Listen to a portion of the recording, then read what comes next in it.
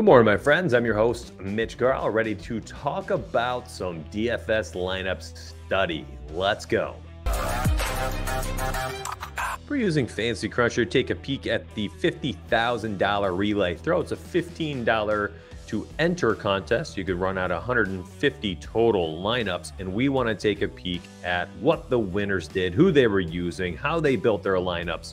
And this is a really, really good way to see how the pros are playing. And then can we emulate their success?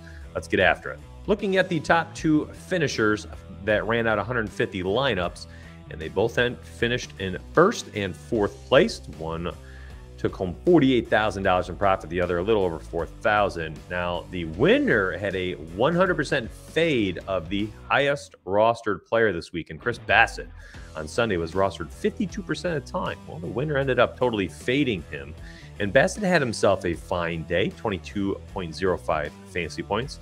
But this person went a little bit heavier on some of the secondary and tertiary options like Sandy Alcantara, who went for just under 30 fantasy points. He had a nice 34.7% ownership on Sandy Alcantara, which ended up being in his winning lineup, which I will show later. The other finisher ended up doing the exact opposite. This person finished fourth place, had 80.7% exposure to the highest rostered pitcher at 52.4%. Wild. So these two finished both top five, and my goodness, they both did totally different things with the ownership. And if you were to look at the rest of the players used, you'll actually see a little bit higher ownership on the top 10 players for the winner, and then under that ownership for the fourth place finisher on all 10 players as well. So they went opposite directions and both finished very well. All right, so the winning stack last night was a Yankees and Braves 4-3 stack. And the top finishing stack for the fourth place finisher was a Blue Jays 5-player stack with a Yankees 2-man stack. Again, I talked about that winning lineup. It was Pivetta with Sandy Alcantara, where he was way overweight on against the field. And then the 4-player Yankee stack was Gleyber Torres, Josh Donaldson, Joey Gallo, Marwin Gonzalez. The Braves had Dansby Swanson, Matt Olson, and Travis Arnaud included in his winning lineup. And then the fourth hitter for the Brewers, Hunter Renfroe, had 18 points and was a very nice $3,500 for a cleanup hitter playing outfield. Position eligibility on DraftKings, and that one took home the W. Let's look at this person's full 150 exposures, how they built their stacks and lineups. When we go to their stack combinations, you can see the 4-3 stack was used 148 out of the 150 lineups. So only 2 lineups were not 4-3 stacks, and those were 4-4s. Now, when you look at the actual 4-3 combos, you can see a ton of the Yankees and Atlanta was used 11 times, Atlanta and Milwaukee 10 times, Milwaukee, Atlanta 10 times, New York and Milwaukee 9 times, Atlanta, New York 8 times, so on and so forth. I read that off because I wanted you to understand this person clearly had 3 top offenses and then used as many different combinations as they could. And when you look at their total exposures, you can see that. You see the Yankees used 22% of the time. You saw the Brewers used 18% of the time.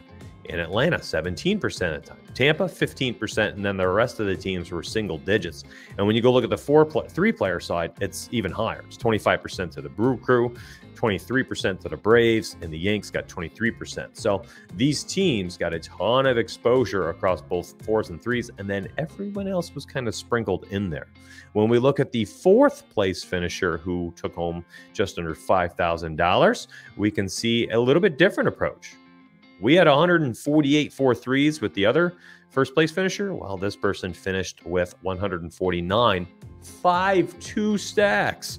So we had a completely different approach, I guess. We had a bunch of 4-3s, and then we had a bunch of 5-2s.